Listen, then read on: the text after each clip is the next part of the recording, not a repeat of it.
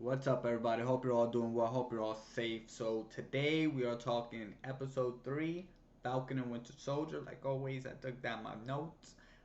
The top. I actually don't do a list. I just go and talk about it. Well, today it's around like 14, 15 things that I want to talk about. But like, it's just quick things. Like always, like every other damn video I do. So let's begin. Number one, right? We start off with a commercial for the GRC, which is basically a group that helps people who came back from the blip. And I'm still annoyed that they call it the blip. It's, to me, you could have said anything else. But they help people get their lives back together after the blip, which I think is pretty cool. It reminds me of this group, I forgot the name. If you're a real like Marvel enthusiast, like with the comic books and all that, you know what I'm talking about. There's this group in the comic books that there's the heroes and the villains, and they come together and they put in money to basically fix the damages. So I know Tony Stark and Kingpin, all these rich people come together to fix all the damages that they've done.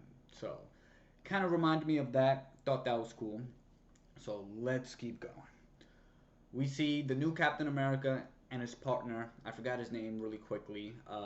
They go and they're trying to track down the Flag Smashers and try to see who's helping them and all of this. They find this guy who was helping them out and they press him. They're just like, where is he?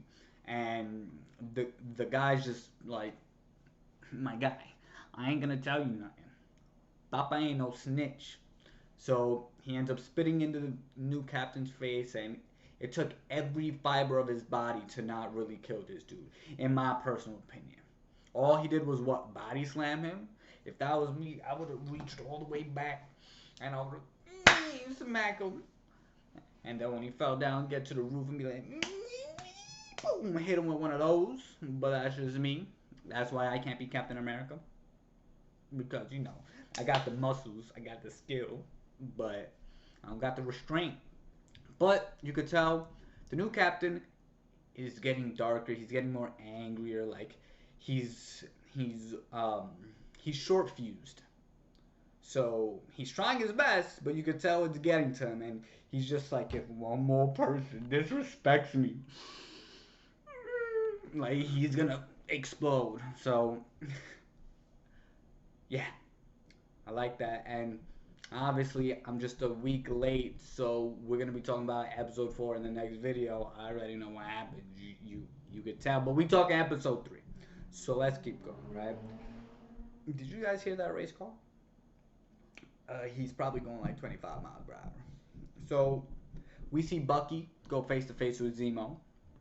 Zemo is in some sort of jail, but he knew Bucky was coming, and he's just like, let me see if I can turn you back into the Winter Soldier.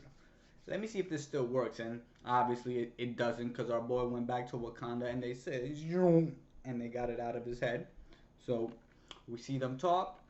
We see them basically cut a deal. Bucky needs his help, but he's in jail. What can I do from jail? Nothing.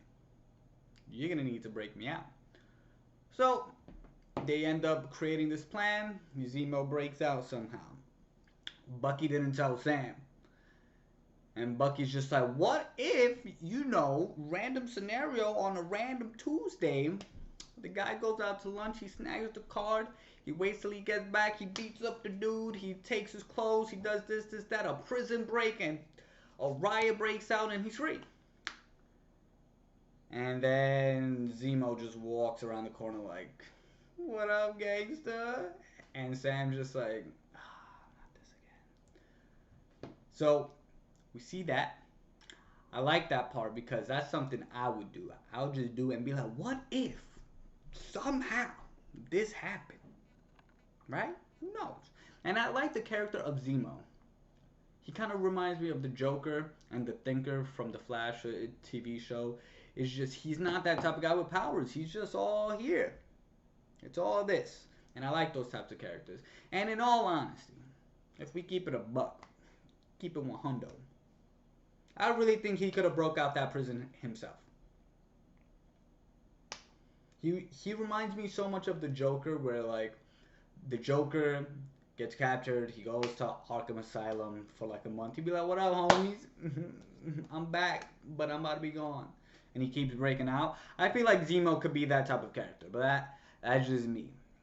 That's just me. So let's keep going. So he breaks him out of prison.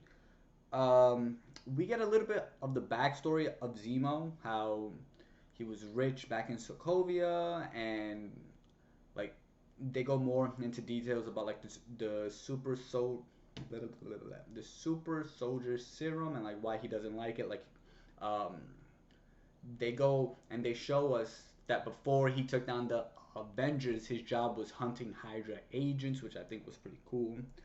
Um, and during that scene where like we're getting kind of like the background and like they're talking in the plane and all this, they give a quick reference to King Kong because they're talking about Skull Island, and we just had Godzilla versus King Kong, which I think King Kong should have won, but that's just me. I'm Team King Kong. Let's keep going, right? So they get on the plane, they keep talking, we get a little bit of the background. They end up in this is this is why I write things down. Mad Rapport.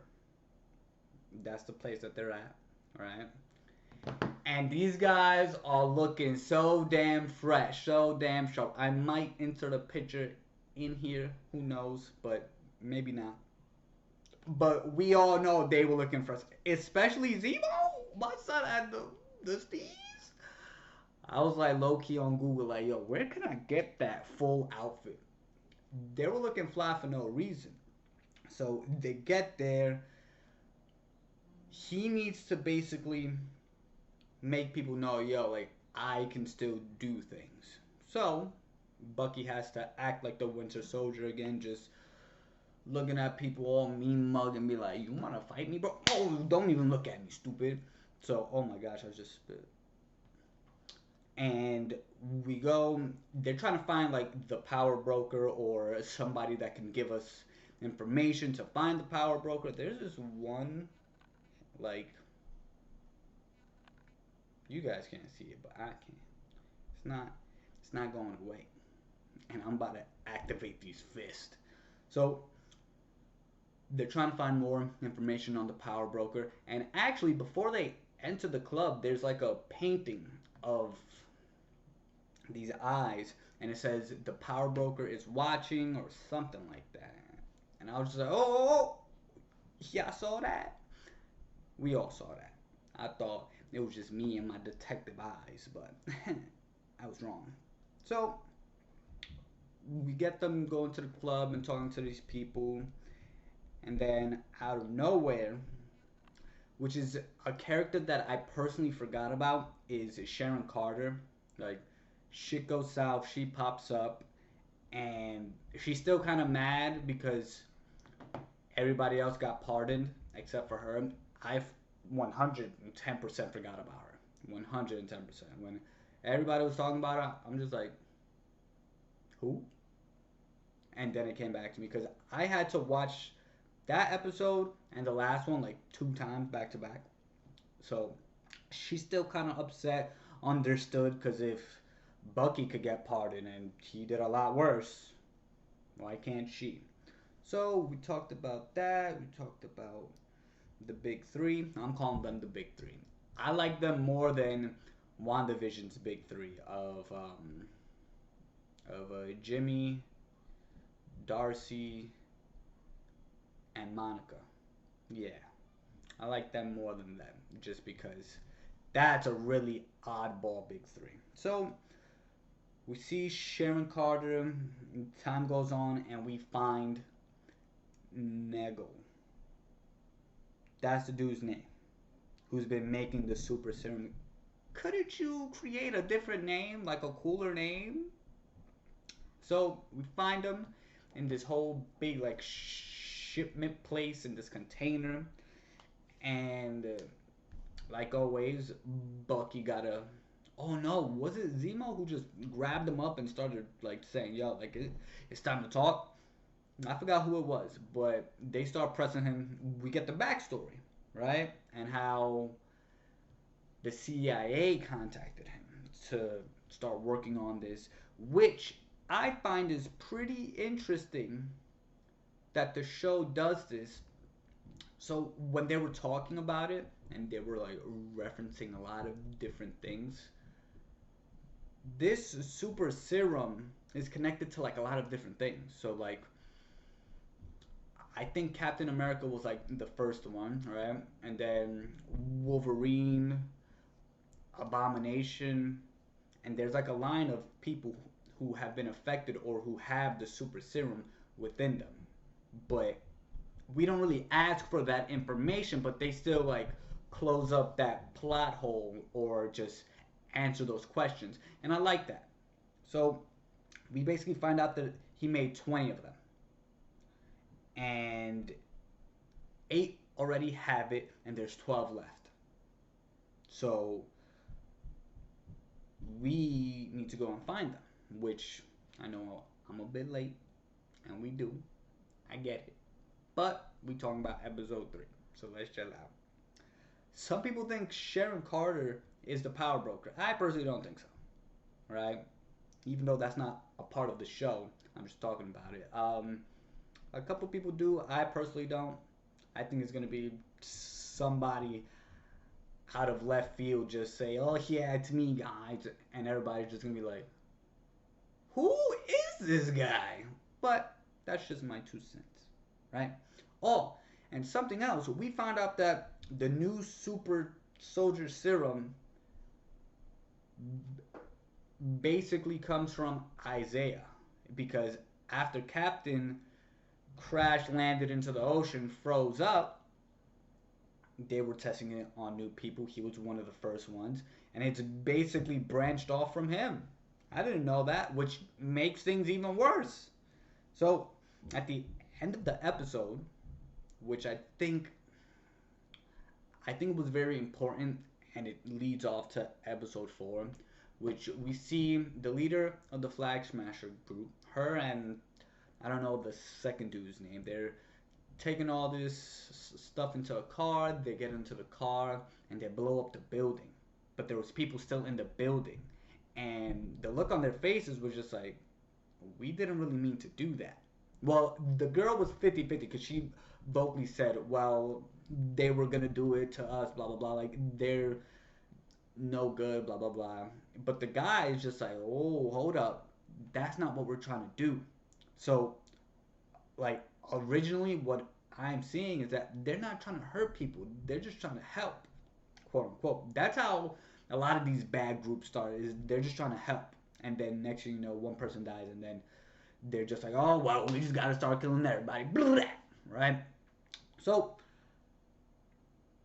hold up, yeah. So that happens, and then right at the end, we see a Wakanda soldier pull up, and she basically comes out and says, hey, look, we still mad about our king getting killed. We want Zemo. I'm gonna give you. I think they gave him. I think they gave Bucky what 8 hours, and she said, when that time is done, just know we there and we taking him. Plain and simple. I thought that was pretty cool. I didn't expect somebody from Wakanda to pull up. And if you saw episode 4, just know they pulled up. They pulled up, but we're not going to talk about that right now. All right, guys, those were my more important points of this episode. How did you like this episode? I give it an 8 due to like seeing the background, seeing more of Zemo. I really like his character. He's really badass, and I like how when they were doing that whole shootout scene in the shipment, I forgot what that type of place is called. It's like on the tip of my tongue. I forget. But like we see him all dressed up. He has the mask. It looks fire. I feel like after this, I hope we get to see just a bit more of him because there's what like 3 episodes left. But overall, I give this one an 8. What do you guys give it? Let me know down in the comment section below. Who do you think is the power broker? Let me know. Hope you guys enjoyed. See you next time.